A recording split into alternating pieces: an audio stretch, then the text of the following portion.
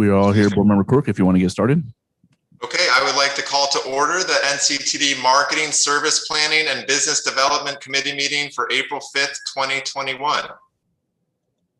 Anthony, can you please roll call or call roll? Yes, sir. Board Member McNamara? Here. Board Member Bapatal? Here. Ms. with the Chair Quirk? Here. And Board Member Contreras? Present. Anthony will now provide a safety brief and review evacuation procedures. Yes, sir. For those here in the building, in the event of emergency, I will dial 911. In the event of an evacuation, please exit using the stairs. Do not use the elevators. Once cleared of the building, please do not re-enter unless told to do so by emergency personnel. We have fire extinguishers and fire alarms located on each floor of this building. We also have a portable defibrillator located on the first floor and staff on hand trained on CPR procedures. That concludes my safety brief, sir. Great, thank you, Anthony. Do we have any public speakers today? We do not, sir. Okay, well, there's one item only on the agenda today, and Kimberly Director of Service Planning, will be reviewing agenda item 1, receive the fiscal year 2022 service implementation plan assumptions and forecasts. And do I read the whole bullet point out here, Anthony? Is that necessary? No, sir. Okay. All right, thank you. Good afternoon. Get the mic up here.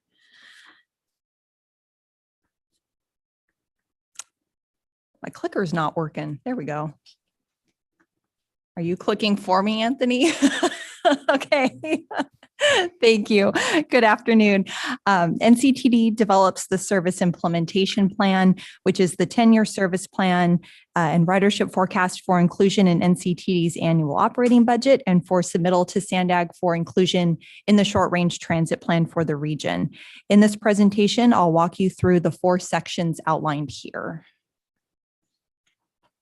NCTD service plans are based on the strategic priorities of the district, specifically related to service goals that will increase ridership and customer revenue. They include improved frequencies on Breeze, Coaster, and Sprinter, and new first and last mile connections.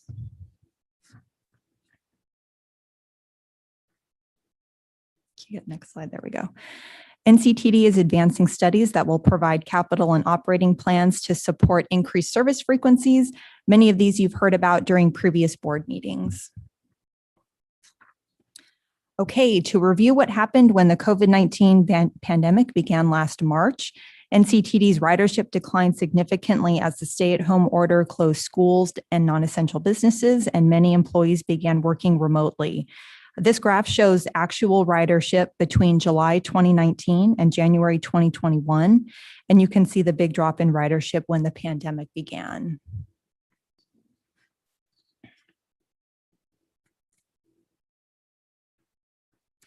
NCTD was not alone in experiencing a ridership decrease. Nationally, NCTD is in line with the decline that other agencies have seen. And this graph visually represents the plunge in national ridership that occurred last March and April, and how ridership has remained relatively flat since that point.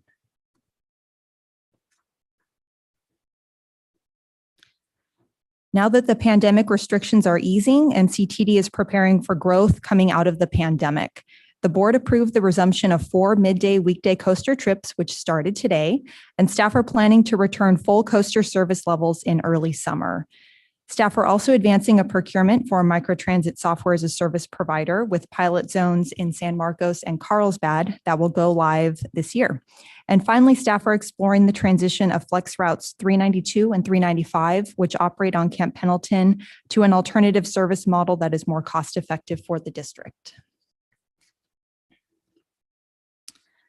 For purposes of budget development, consistent with board policy number 17, the SIP assumes conservative projections for ridership.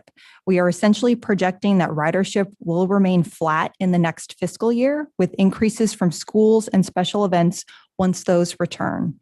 The reason for conservative estimates is that because ridership projections drive the fare revenue estimates for the budget, in order to ensure a balanced budget, we do not want to overestimate ridership. During the next year, NCTD will conduct targeted outreach and surveys, which will provide us more data to use in projecting what the post-COVID ridership trends will be in the upcoming years. That information will be included in ridership projections for the FY 2023 budget outlook next year. Okay, so here you can see what those conservative projections look like. This graph shows system-wide ridership. The blue background on the left represents actual ridership, and the purple color on the right side of the graph indicates the projected ridership. On the left, we start with July 2020, which is before COVID happened. You can see the dramatic decrease when COVID hit last March. Over on the projection side for fiscal year 2022, you can see a bump up in ridership commensurate with schools returning to in-person classes in the fall, and then a decline again near the end of fiscal year 2022 when schools let out for the summer. And here are the numbers behind those assumptions. Ultimately, ridership is projected to increase by 38% compared to fiscal year 2021, and revenue miles will increase by 15% due to increases in coaster service and the implementation of pilot microtransit services in Carlsbad and San Marcos.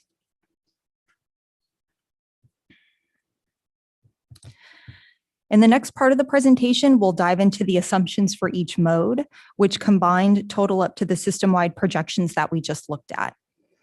As I mentioned, school ridership makes up a significant portion of Breeze ridership. During the fall of 2019, for example, school trips accounted for 24% of weekday Breeze ridership. Students in middle school, high school, and college use Breeze and Sprinter to get to school. On the service level side, the only change projected in fiscal year 2022 for Breeze is the elimination of Breeze routes 444 and 445, which provide connections between Poinsettia Coaster Station and the Carlsbad Business Park during peak periods. These routes will be replaced with the pilot microtransit zone in Carlsbad.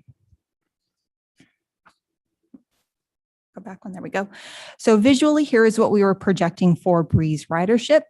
Again, you'll see this chart for every mode. On the left are actual ridership numbers starting before the pandemic and through January 2021 in the blue. And then looking at the purple area on the right, which are the projections, you can see the bump when schools return in the fall and then the decline again when schools let out for summer break. Otherwise, ridership stays flat with fluctuations month to month dependent upon the variation in weekdays and weekends during the month.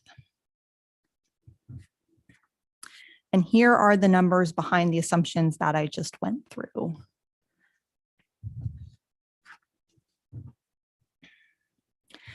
Similar to Breeze, some college students utilize Sprinter to get to school. There is direct access to Palomar College and Cal State San Marcos, and students can also take Sprinter and transfer to Breeze to get to Maricosta College.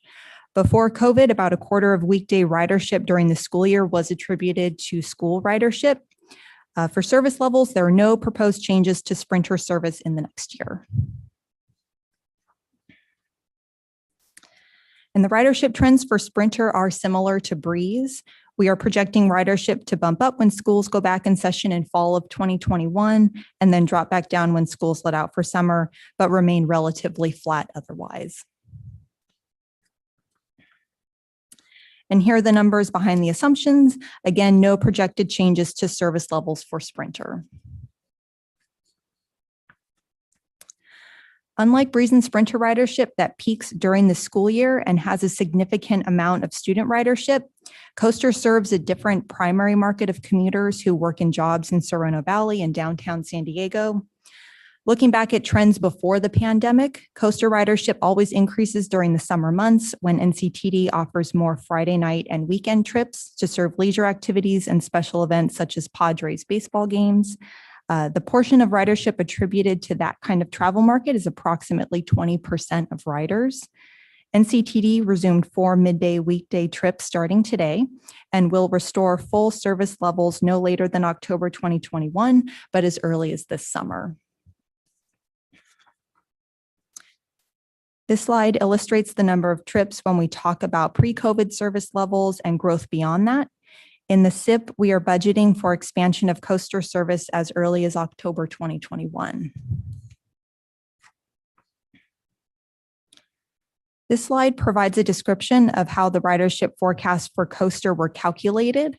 We started with a baseline of 2020 ridership and added incremental ridership that would normally result from special event trips, as well as ridership that is expected to result from the increased service levels that will go into effect as early as October 2021.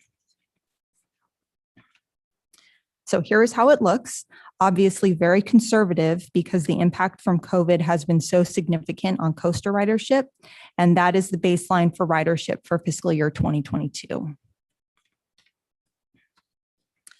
And here are the numbers behind those assumptions.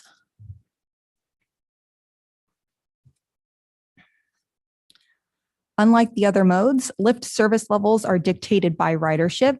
If no one rides, then the service doesn't operate. That is because it's a demand response service for paratransit eligible passengers. For purposes of budgeting, NCTD assumed that lift ridership will return as the economy opens back up, and we assumed a 5% increase in passengers month over month. So here you can see that steady increase in ridership growth of about 5% per month. And these are the numbers behind the projections. You can see that ridership and service levels increase commensurately. NCTD staff will develop an alternative service plan for Flex routes 392 and 395, which operate on Camp Pendleton. NCTD's other Flex deviated fixed route, Route 371, which operates peak period commuter service between Ramona and Escondido, will remain unchanged in the next year. NCTD is projecting Flex deviated fixed route ridership will drop when Flex 392 and 395 are transitioned to an alternative service model. And these are the numbers behind the assumptions. Again, the reason for the significant decline is due to the transition of Flex 372 and 395 to an alternative service model.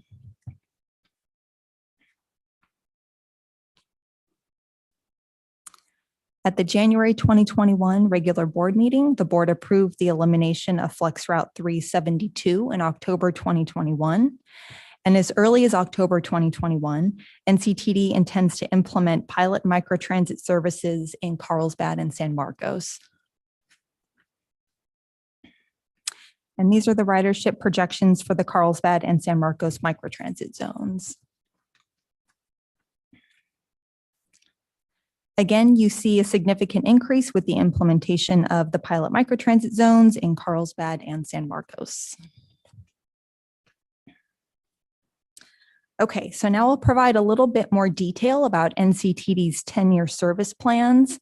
I do want to start by pointing out that similar to the fiscal year 2022 forecasts, NCTD assumed a conservative baseline of ridership reflected of fiscal year 2021 trends.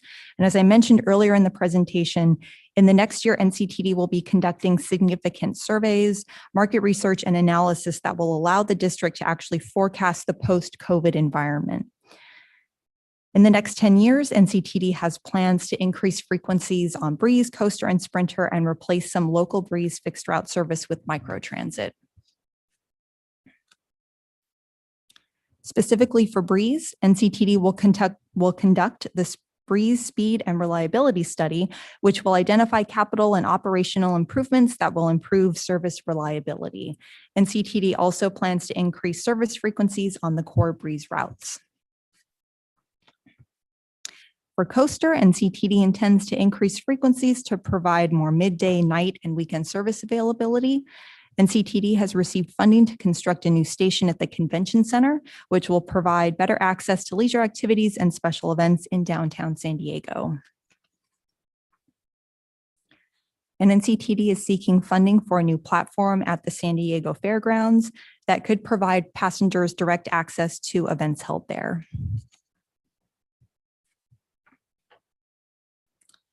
And NCTD is advancing a study to determine track improvements that are needed to increase frequencies on the Sprinter. Okay, and this is the 10-year outlook that shows those improvements graphically. We've got ridership, hours and miles. Okay, and I did want to provide a bit more context about NCTD's historical ridership. On this slide, you can see Breeze ridership starting in fiscal year 2010.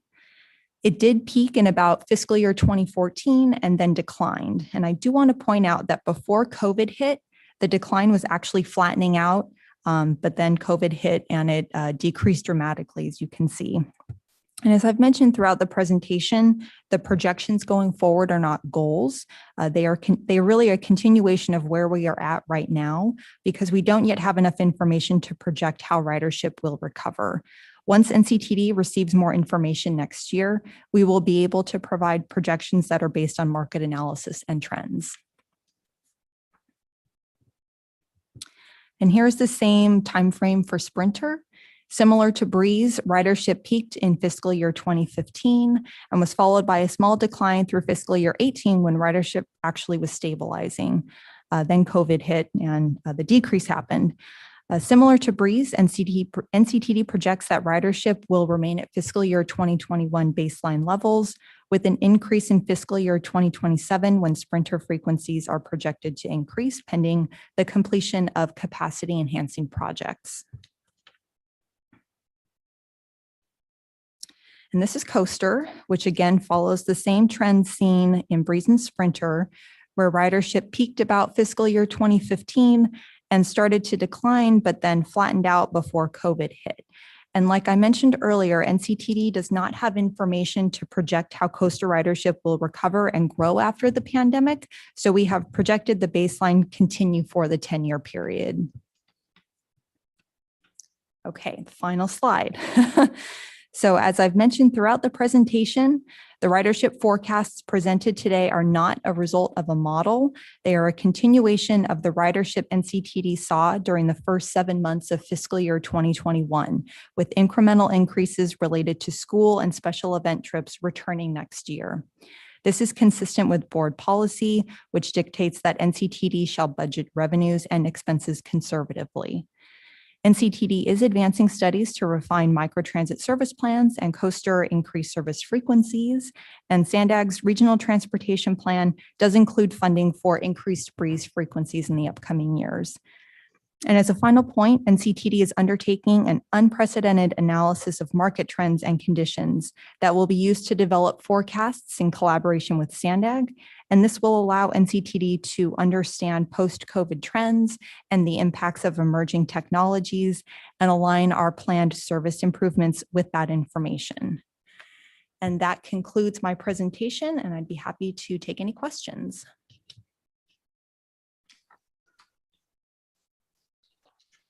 Anthony, oh, sorry, can you clarify? Do we take questions from any members of the public first, or do we have conversations, discussion amongst board members? What's the protocol? You can have the conversation amongst the board members, sir. We currently don't have any public comments. Okay, great. Karine, I see your hand is up. Yeah, thank you. You know, I do have a question regarding individuals who want to take public transportation, and perhaps they have a bicycle.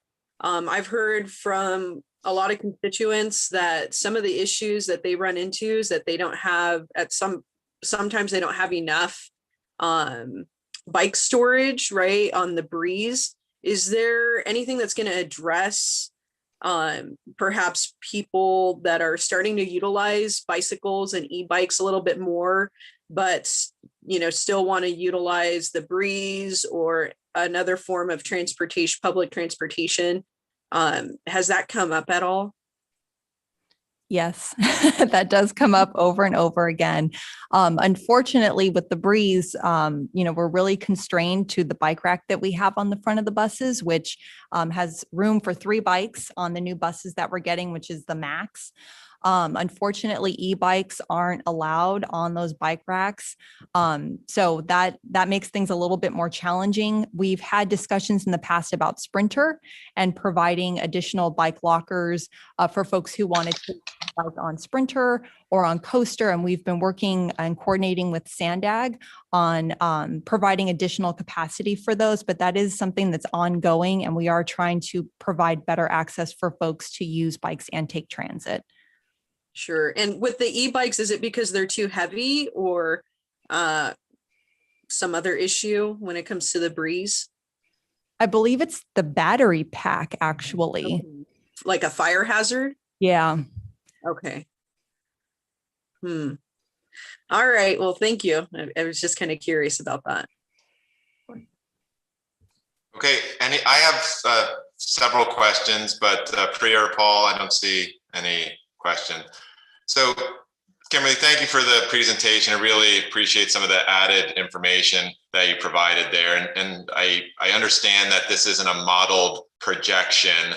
So I guess what are we supposed to do with this then? Why are we being presented this information? Because I'm seeing this information and it shows a 30% reduction from pre-COVID numbers to 10 years later in 2031. The coaster, which is something that I've been following very, very closely, it's showing something like an 80% reduction from 2019 to 2031. And, I don't think that justifies, ongoing investment, so why are we being presented with this if it's not actually actionable or useful data is my first question.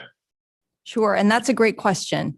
NCTD is required to produce this document as it supports our budget document. And we also need to provide it to SANDAG for incorporation in the short range transit plans. That's a requirement of the MOU that we have with SANDAG. Certainly, we've had plenty of staff discussions as well about how are we going to project ridership and how do we do this meaningfully? And honestly, we had many iterations of the ridership forecast. And what we really came down to is we don't know what's going to happen with the information that we have right now. So we were really uncomfortable saying, well, we think it's going to go up 5% next year, or we think it's going to go up, any arbitrary number, because none of us have been through COVID before. And so we don't know what it's going to look like at this point. NCTD does plan to have a unprecedented market analysis and research done in partnership with a consultant next year, where we are going to be surveying passengers. We're going to be looking at market conditions and really how the economy is poised coming out of COVID-19 and what that means for transit. And so when we come back to you in a year with our SIP for fiscal year 2023, you're not going to see flat lines anymore. We're going to have more information that will allow us to have an educated projection for what we think will happen in the future. Okay, great. I mean, just a couple of observations. The future is always unknowable. And, we of course have this immediate post-COVID period where, everyone's vaccinated and theoretically can do everything as they were doing before. But one of the things that I'm seeing, I see with my own company, remote working trends impacting transit, and some of these trends were in place even before COVID. Karina talked about, bikes and e-bikes. I got an e-bike last year. I use it all the time. Are those things that, so I would appreciate it if the forecast, and it's probably going to include some of these things beyond just the, hey, we're out of COVID now and everything goes back to normal. I think there's some things that are permanently shifting and changing here. And e-bikes and remote working trends are certainly something that's happening near term. And then, longer term, one of the requests is on the out years, maybe 2030, 2031, what is the impact of electric vehicles, self-driving tech? I know that's very difficult to try to model, but, I think it's important to try to take a stab at it and at least be talking about it and how it impacts some of the services here. I'm sure SANDAG and the MTS are looking at those as well as all transportation agencies, across the country and the world. So I don't really have a question, but I guess my comment is that these numbers are very sobering and very, very low at this point. And I guess we'll just have to wait and see.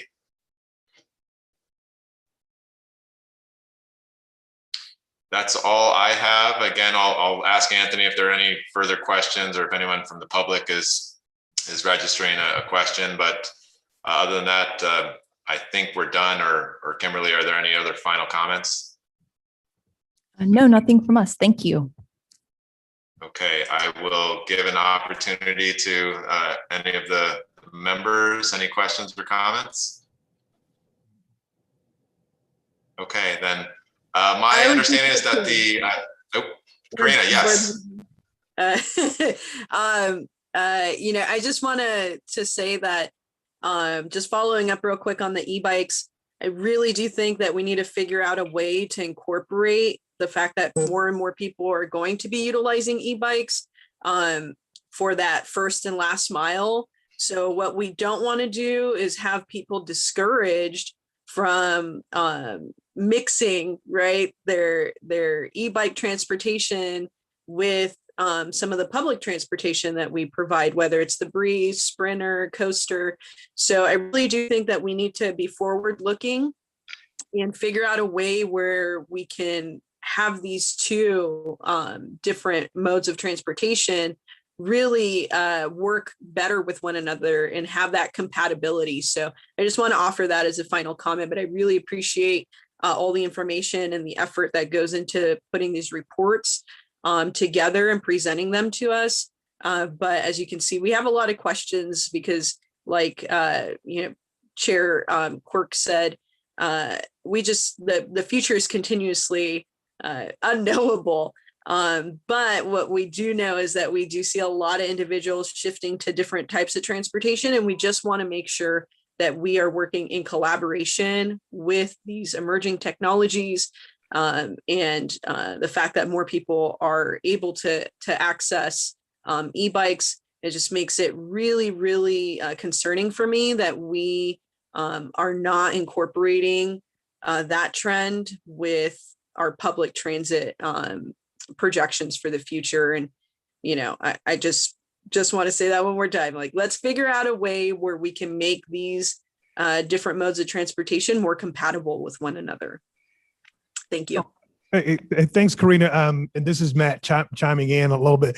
So I think initially, I heard your question, the feedback more so in the context of those things coming on board. And I think Kim well explained the kind of the limitations on the bus, regardless of what it is three bikes on that bike rack. As it relates to how do we harmonize e-bike technology, we did begin some of that work through a number of years ago, and are going to continue to carry it forward. Things like partnering with cities. I know at one point we were partnering with the city of Encinitas about e-bikes, and the e-bikes were really implanting or embedding the e-bikes at station locations so that people could get those e-bikes to complete their first and last mile. So when we think about not Carlsbad Village, but the Oceanside Transit Center redevelopment project will include a key concept of mobility hub. So within the mobility hub concept, there will be e-bikes available. In fact, if you go out to Oceanside, there's a pretty glamorous location now for bike storage that has been built there. So while we're not addressing it as specifically, as part of our ridership, I agree with you, the connectivity of making sure that those types of infrastructure are provided for at our facilities as connecting opportunities to people's first and last mile service. So we are aware of it. It's something that's on the radar, and we will continue to incorporate that in our future plans and communications to share exactly what we're doing site by site to really foster that. Thank you. I appreciate that. Welcome.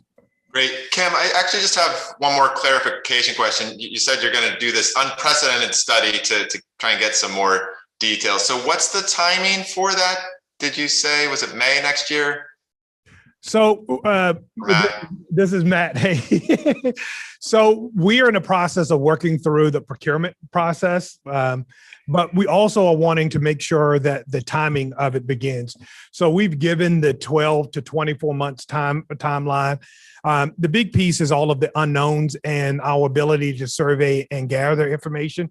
So we do plan to come back to the board at various stages. We're going to give you a presentation once we execute a contract, and we'll start talking about the schedule. But it's really going to be milestone based upon where the economy is in terms of the reopening, our ability to get to all of the different demographics and complete the surveys. So we're using the broad 12 to 24 month time frame with obvious reports out to the board as we go iteratively. If I can offer an opinion here, we can make surveys or conduct surveys till we're blue in the face. To a certain extent, a great survey will be once services are fully operational and added back, we're all vaccinated. That could be some point later this year. The ridership numbers themselves should be an indication, maybe with a few months to get back to normal. I guess, what will the surveys do beyond that? The ridership numbers next May are going to be what they're going to be. That should, it's going to be plenty of months after, most of us are vaccinated. So I guess, what are you expecting that you'll get that'll be dramatically different from the reality 8-9 months from now? So first of all, we don't ever make decisions on 1 year and 2 year trends. We make decisions on longer term trends, 5 years, 10 years, 15 and 30 years. And so we don't view the survey in the context of we should shut down all services based upon what may happen in the short term. So that's the basis of the service is going to be going out to both employers, to citizens, is sitting down to people, sitting down and collecting information related to attitudes, presenting different types of service options, seeing what those service options, how they may appeal. So it's going to be a fully broad survey, but then we're going to be getting into scenario planning, looking at different options that we may want to undertake, looking at what options we may want to undertake that are essentially zero or low risk to the district. So these are the kinds of things that we do from a long-term business perspective. We just don't ever plan for short, we don't make decisions around short range forecasts. Okay, and I guess the point that I was trying to make is that say June of 2022, a year or so from now, I don't think the numbers from any of the modes are going to change dramatically, in July, August, and then 1-2 years out. Is there something that I'm not understanding about June of 2021 or 2022 being kind of a normal period, post-COVID? No, what we're saying is that, again, the reason that we didn't forecast because there's too many unknowns.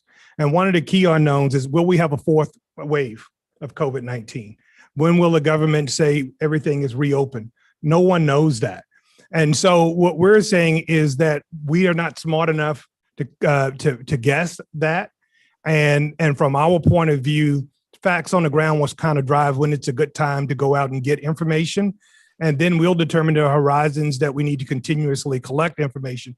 So we are definitely not tying it to FY22 budget or FY23. The fact of the matter is, when we do this SIP document and when we do our budget document, we really stress test it for the district. Will we have the financial capacity based upon the hours and miles of service that we're going to operate and the planned hours to be able to sustain? The answer is yes. We are sufficiently funded that we know for the next 5 years our budget is going to be balanced.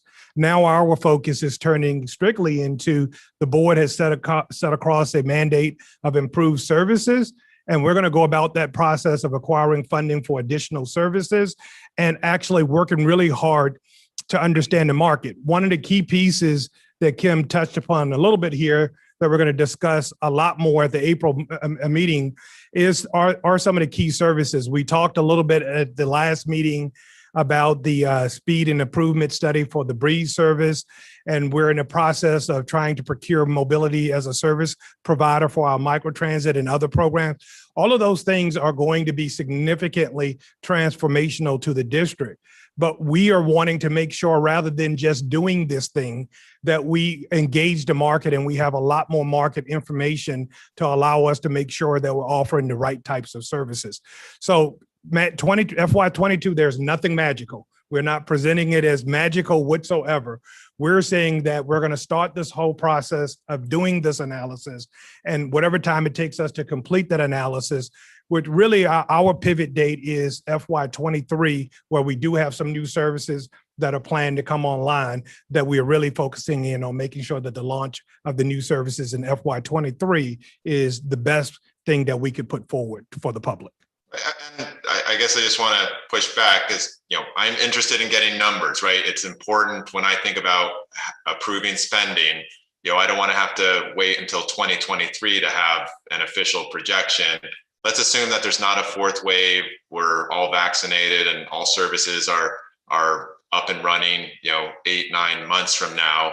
Then kind of going forward, those, I don't, again, I'm going to repeat myself. I don't think the numbers will change too dramatically if we're in a normal kind of operating environment in June of 2022. And then my next question is, I'm new to the NCTD board, but I'm under the assumption that these 10-year forecasts have been done before. These aren't brand new. I mean, sure, we had COVID, but you've done surveys and stuff in the past, presumably to build your 10-year forecast, or is that not correct? That's not correct. We have done the SIP over the last few years. It was something we added onto our board policy. We typically in any year do not do any level of significant modeling. We will use some of these models that have been built that are not tied to actual behavior per se and are not tied to actual attitude within the market.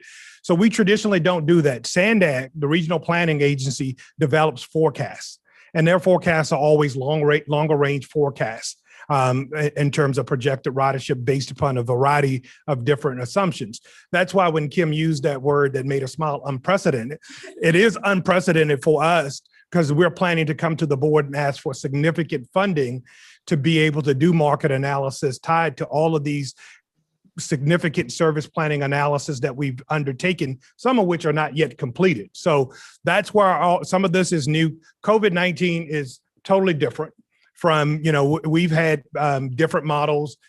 Even when we've had recessions, we haven't been able to accurately forecast the impact of ridership because it's always more than one thing happening at one time. I've heard, okay, during the recession, can't you project it? No, because it's usually more than just people loss of jobs. In one session, it was fuel. There's so many different things that go on. So I'm sorry, we don't believe that it's realistic for us to develop a model today that we know has so many different assumptions tied to it that it's not going to be any level of accuracy whatsoever to it. And Matt, I appreciate all that. I'll just kind of point out that you could have done a lot of surveying and gotten a lot of information about results or forecasts 5 years ago. But generally with transit operations, my understanding is the numbers don't move dramatically from year to year. There's kind of general trends where things go up or down, a little bit. But doing a survey isn't going to actually change what the results will be. So I'm good. What I don't want to see is a lot of time and money that passes by and we don't have anything. I guess I don't want the perfect to be the enemy of the reasonable or the good in terms of, do we have something that is, and the future is always unknowable. But again, one of my concerns, I'm going to speak about the coaster here, is the ridership was in decline for 8 or 9 years prior to COVID. It plunged 90%. I'm seeing a pseudo official projection here that shows an 80% reduction 10 years from now. All the trends that we're talking about, remote working, I think e-biking, electric cars, they're generally negative. So I don't expect, the surveys or the results to somehow dramatically change or improve some of the numbers from 2019. Sure, they're going to be up from where they are, these low numbers that we're looking at today, but that's kind of my concern, when we're talking about all this. I guess, are we expecting some sort of miraculous, increase or growth in some of these numbers here? Is an observation I'm trying to make. I'll pause. Okay. I see Karina has her hand raised up. Yeah, thank you. What I'm hearing a little bit, and maybe I'm not hearing it properly, but I don't think I don't think NCTD is trying to use the surveys as a way to say that this is 100% what's going to happen, but just as a way to inform the board as to what our actual customers are saying, what they feel, and what they're thinking is going to happen. So I understand your pushback, Chair Quirk, but I really feel uncomfortable with having a debate in this type of style. So I just want to say it is very, very important that we do get as much market analysis, especially because, this is unprecedented time that we're in. And, even though we've had declining ridership, it's still in the hundreds of thousands of people that are utilizing public transit. So I just want to make sure that we are not telling NCTD that we don't want surveys, because this type of information is extremely important. And, I think that there's actually a little bit more common ground between what you're saying and what Mr. Tucker is saying, in that, in the next next 2 years, COVID and the COVID dip is probably going to be, still substantial in the decrease in ridership. And it's not, people were predicting that, COVID was going to be over super quick. And here we are in year 2021, and we're still in the midst of it. So I do see that, it's going to take some time for us to bounce back. But along with the, system upgrades that we're doing with the Pronto and the different modes of transportation that we're trying to integrate, we really need to, move beyond what we think people are going to do and just go directly to the public and see, what are people thinking. So I appreciate the conversation that we're having, but I don't think that we necessarily need to over debate this point. So I just wanted to say that. Thank you. I see Priya has her hand up. Sure. Thanks, Chair Quirk. And yeah, just similarly, I wanted to emphasize that I'm hoping that as we do surveys, I know that previously when I've sat on the board, something that I've mentioned is, making sure that we are doing as much outreach to different demographics and ensuring that we do bring in, obviously folks that we are trying to target to ensure that they have the ability to take different modes of transit. So as we're thinking about that, making sure that we're actually, outreaching to those communities. I think the other piece I wanted to mention is also, of course, we are the marketing committee, right? So I feel like something we need to do is make sure that we are investing as much as possible in actually marketing to those different demographics, like I mentioned, and trying to figure out like, okay, where do we meet people where they're at, right? And I know that we are posting it within, our different vehicles and such, but I think like for someone who I would love to be able to take the coaster. I've said this to Matt a lot, so Matt knows, but I need increased frequency, and increased frequency means that obviously if we're marketing to people, they have the awareness, hey, this is what our headway is going to look like once we've added on these particular locomotives. We would love for, and I think again, it's going to vary based on the different demographics, how we're going to market, but I really do hope that we think about how to make sure, like, for instance, the millennials, how do you market to the millennials? And I point at myself because I am a millennial, but then also thinking about, Generation Z and how they consume information. So I think it's just a matter of I know we have different social media channels. I know that we're also posting regularly in our vehicles, but and then I know that there's also the little electric banner that we have on our vehicles that can also let folks know of things. But I think that overall, from a standpoint of marketing, and I know, we have experts, I'm sure, on our team that do the marketing. I'm not a marketing expert, but what I'm saying is that from the perspective of someone who is also a resident, at least for me, the way that I would want to consume information would be potentially through social media or in my own community, being able to see it up in places where I do frequent. So whether that's community gathering spaces or whatever that may be, I think that would be a great way to, I know it will take time to increase ridership, of course, after COVID, because social behavior is going to change quite a bit, whether that means that folks are taking different types of microtransit or whatever else.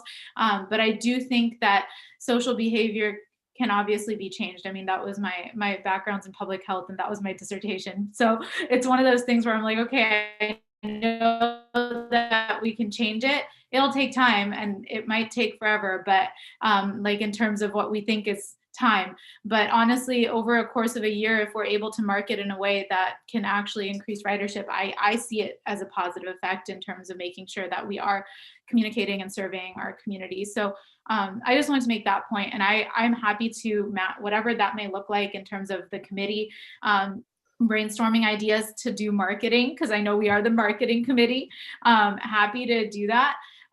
because I do think that that's where we're going to have to take our, put our thinking hats on and really think about it as we start to transition away from the pandemic and get back to some semblance of normalcy, what that may look like for everyone. And so, yeah, I just wanted to make that point. So, Mr. Quirk, if I may, Karina, you're speaking the language that we're talking about, because part of this is just the data to support really target and focus marketing. That was Priya, by the way, not Priya. Oh, Priya, sorry.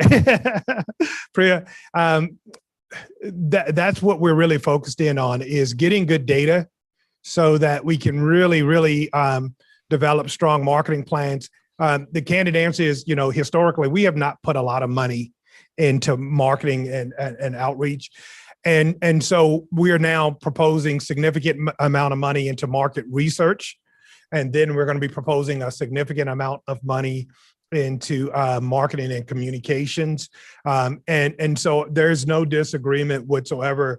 We think that's the right path forward for us, is to really outline it and really making sure that we're doing a better job of communicating. So some of the services, like what we had in Carlsbad, is co-branding services with cities. So like if you think about the Carlsbad connector, bringing that in as an angle, maybe a Vista connector that's likely on the table in the future. So doing those kinds of things where we can embed the services and connect to people in more than one way. School bus transportation has become one of the bigger things that I've heard from people, that we need to see if we could come up with a solution to help the middle school and the high school kids get to school so families don't have to do that trip or don't have to buy that additional vehicle. Trust me, it's very expensive.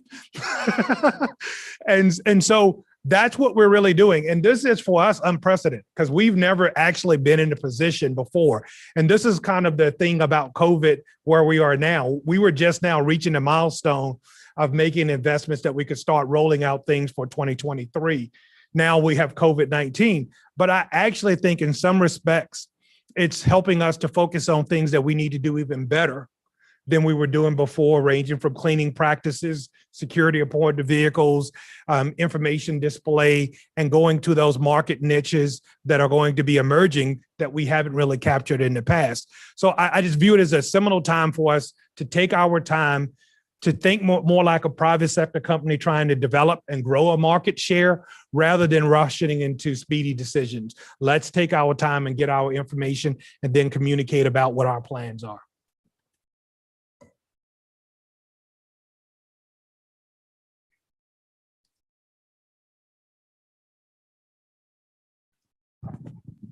Mr. Quirk, I think you're muted. I was asking if Paul had a question. I saw his hand was up earlier. Well, I feel we've just gone way off down a rabbit hole here for what this meeting was about. And I don't think, I'm feeling a little bit uncomfortable that we're leaving the agenda here and getting into a separate debate. And I kind of feel the meeting, I think we need to adjourn the meeting. That's what I think. Okay, so the next board meeting is April 22nd at 2 p.m., I believe. And unless there are any final comments, we will adjourn the meeting. Okay, bye everyone. Thank you.